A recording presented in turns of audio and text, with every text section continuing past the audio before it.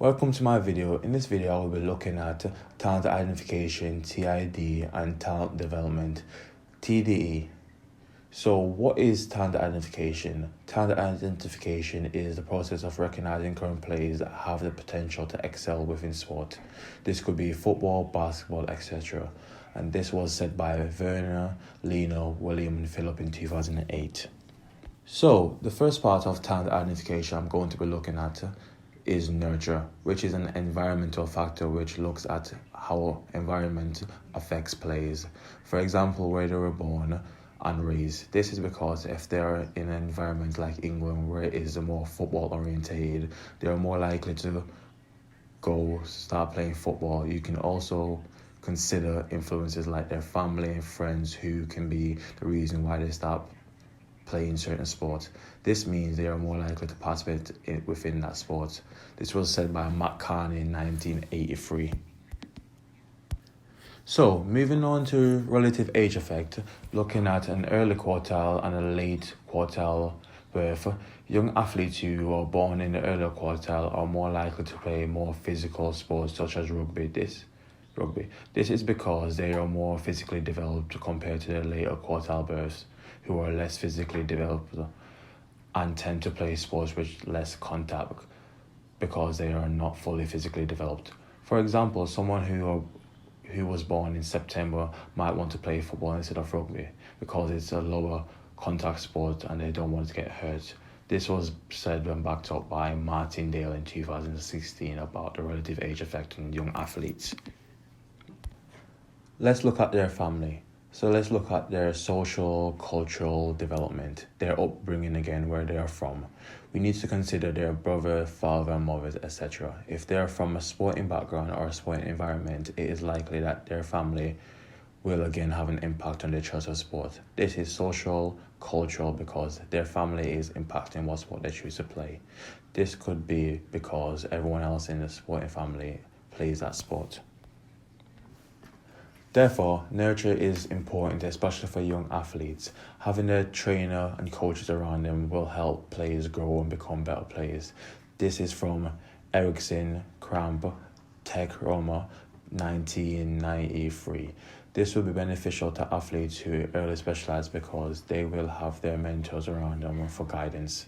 This coincides with what Baker and Young said in 2012 and 2014, which state that practicing more than one skill will lead to expertise. If young athletes specialize early, they will train and improve because of their early specialization in their training. Now looking at nature. When looking into nature, you need to consider what innate talent is. Innate talent is when someone is naturally gifted in any chosen sport. This could be football when a player is naturally good at passing, dribbling, or having the ability to score goals. An example of this could be Messi, who is believed to be innately talented when dribbling because he's so gifted on the ball when dribbling past players. Looking at what Samson said in 2007, you need nature and nurture. You can't just be talented, otherwise it will go to waste. You need to be naturally gifted and work on your abilities, otherwise other players will eventually catch up and possibly surpass you. For example, if you were a naturally gifted dribbler and you don't train, other players will again catch up. So players need both nurture and nature aspects to succeed. So after looking at that, let's look at the idea that players need to train for 10,000 hours or 10 years to be successful by Ericsson 1996, which isn't necessarily correct because coaches don't tend to spend that much time with their participants. It would be difficult to spend 10,000 hours with a player. Also, players might need more than 10,000 hours or less time to become successful, so this statement might not necessarily be correct. Another idea from Ziegler 2012, which states high gifted / high achievement players that are naturally gifted will at some point in their career achieve high excellence. This could be a player who is from the Premier League who is naturally good. For example, Paul Pogba going on to win the World Cup or the Premier League because of his innate talent. So let's look at how this factors into the scouting world. A lot of players tend to not be scouted because they were born in the later quartiles and are not physically developed. This could be the reason why scouts overlook their abilities because they are not physically developed.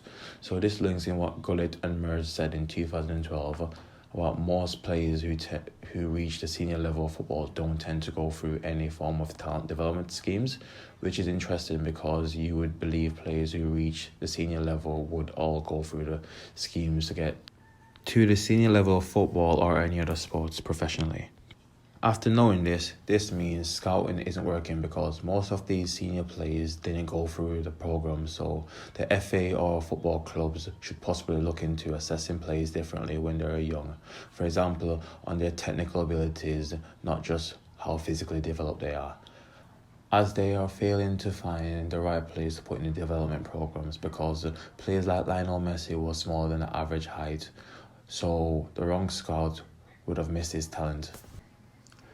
Finally, let's look at why dropout rates are so high in football. Players are dropping out of these programs after being scouted because they are physically developed when they are young and get into an academy, but when they get older and other players also physically develop, they tend to struggle.